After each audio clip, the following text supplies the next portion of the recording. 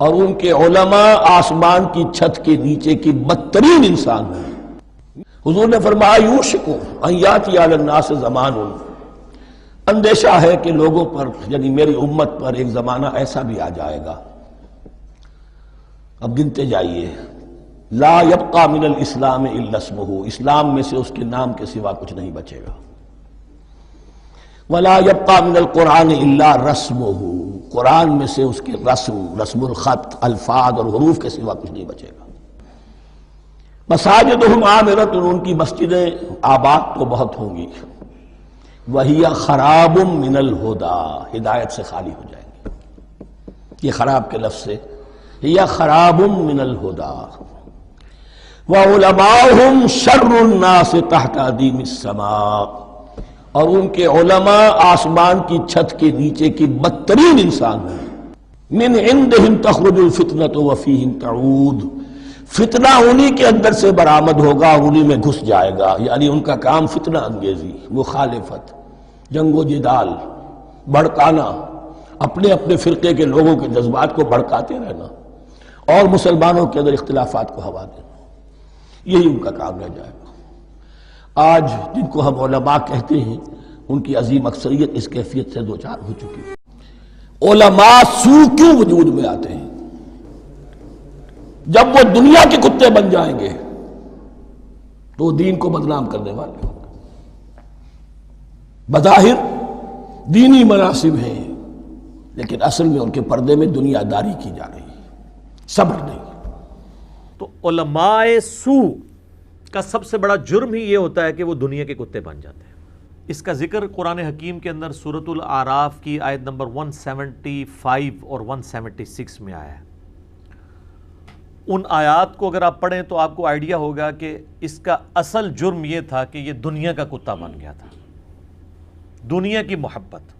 دیکھیں قرآن حکیم میں کئی جگہ پہ یہ آیت ریپیٹ ہوئی ہے، اعوذ باللہ من الشیطان الرجیم، وَمَن یُوقَ شُحَّ نَفْسِهِ، جو نفس کے لالچ سے بچا لیا گیا، فَأُولَئِكَ هُمُ الْمُفْلِحُونَ، تو ایسے لوگ فلاح پا گئے جو نفس کی لالچ سے بچا لیے گئے۔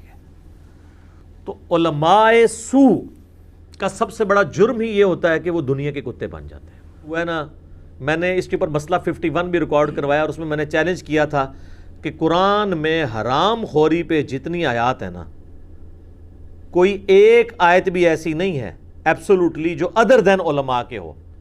100% علماء سو کی بات ہو رہی ہے۔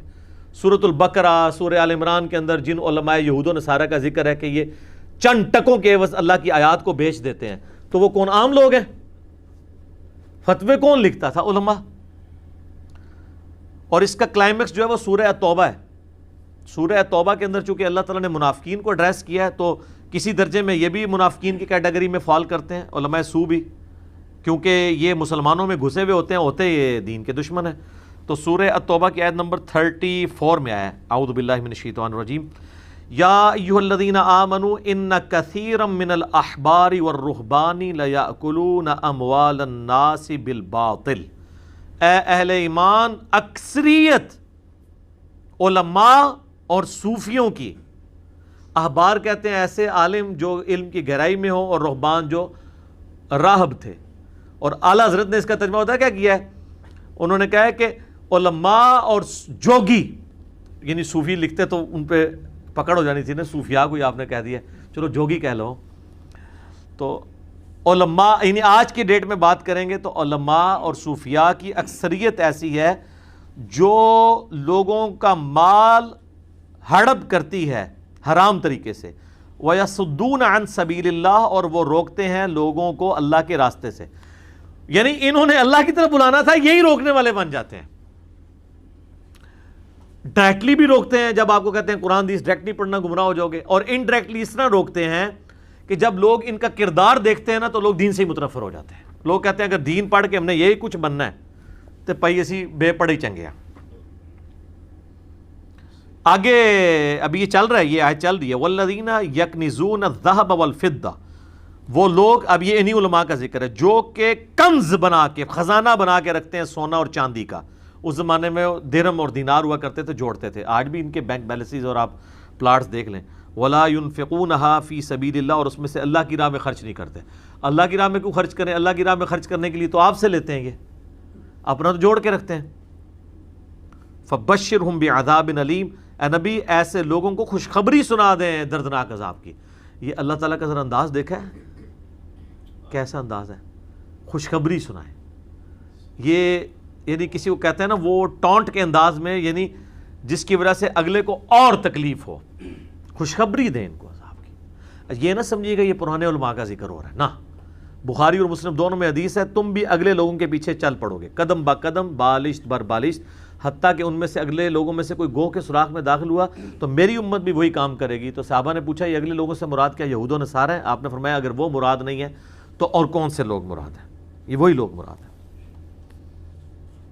یوم یحما علیہا فی نار جہنم، جبکہ قیامت کے دن ان کا یہ مال یعنی سونا اور چاندی گرم کیا جائے گا، تپایا جائے گا دوزخ کی آگ پہ، فتقوی بہا جباہہم، پھر وہ گرم یعنی جب سونا پگھل جائے گا نا تو میٹل کی فارم میں نا ان کے ماتھے اس کی وجہ سے داغے جائیں گے، وجنوبہم، اور ان کے پہلو، وظہورہم، اور ان کی پیٹھیں، ھذا ما کنزتم لانفسکم، اور اللہ تعالیٰ فرمائے گا یہ ہے جو دنیا میں تم مال جوڑا کرتے تھے اپنے لیے، فذوقوا ما کنتم تکنزون، تو اب چکھو مزہ جو دنیا میں تم نے کنز بنا کے جو مال و دولت جوڑا ہوا تھا اس کا مزہ چکھو، یہ دیکھ لو۔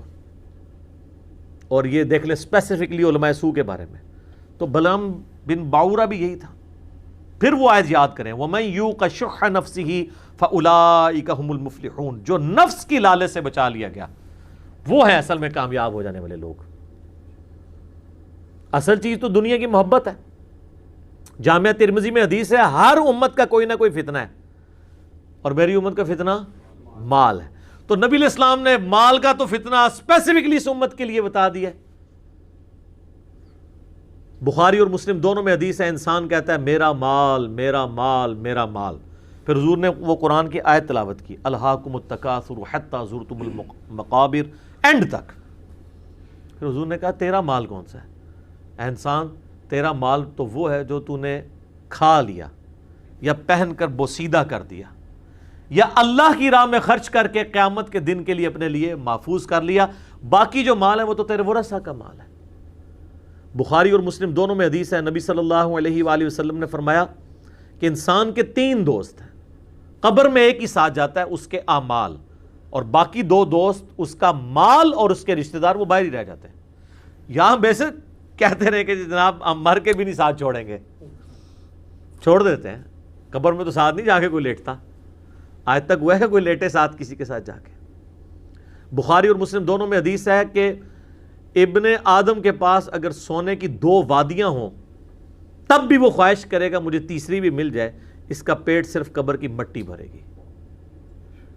اسی لیے تو دیکھیں نا بخاری مسلم دونوں میں حدیث ہے، نبی علیہ السلام دعا کرتے تھے اے اللہ محمد اور آل محمد صلی اللہ علیہ وآلہ وسلم کو بس اتنا ہی رزق دینا کہ ان کی روح اور جسم کا رشتہ یعنی بس سبسسٹنس لیول پہ چلتا رہے۔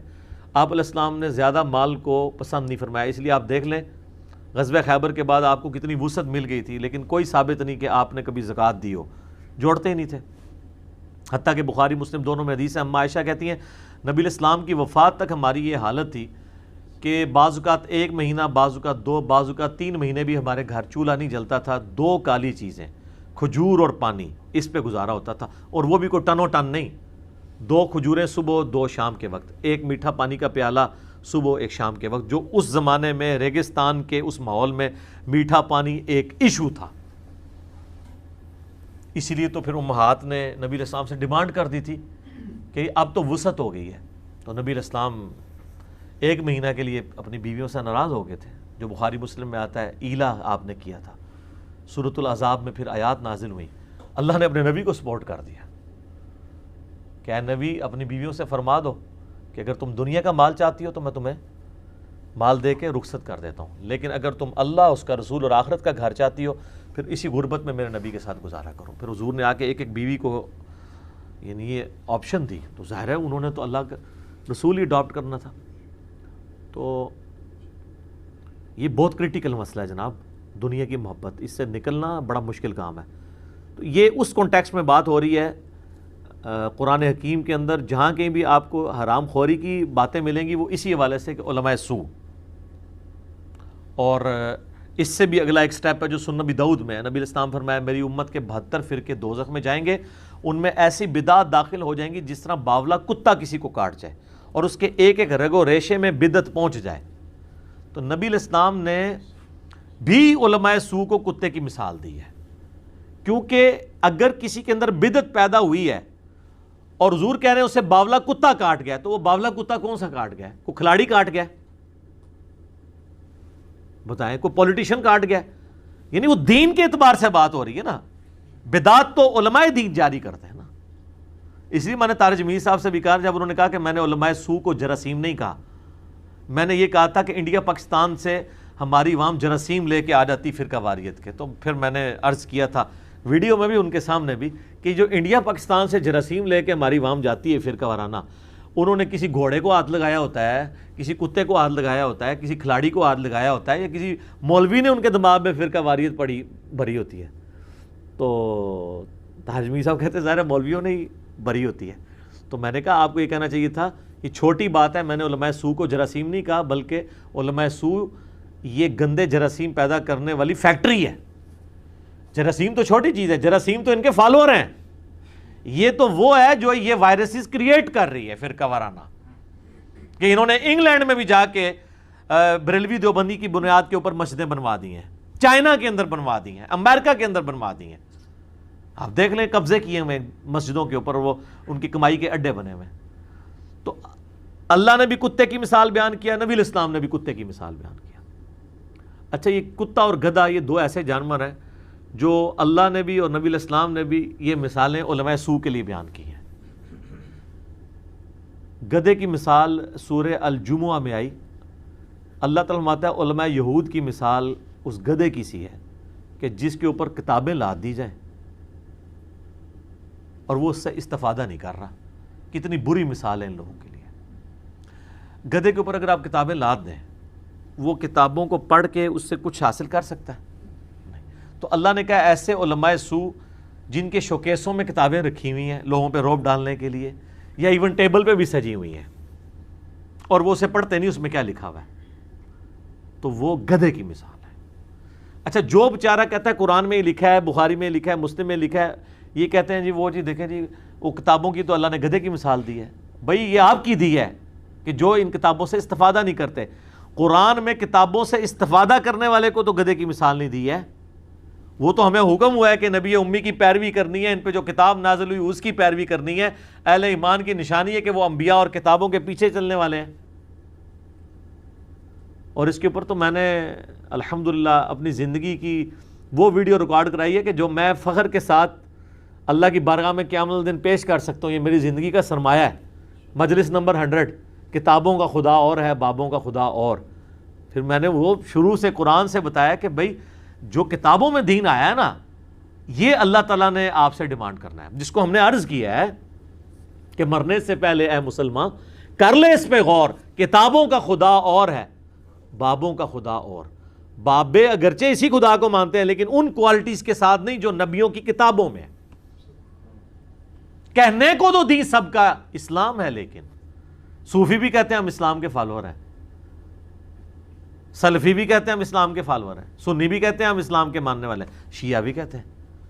کہہ لیں کہنے کو تو دین سب کا اسلام ہے، لیکن کتابوں کا جہاں اور ہے، بابوں کا جہاں اور. اللہ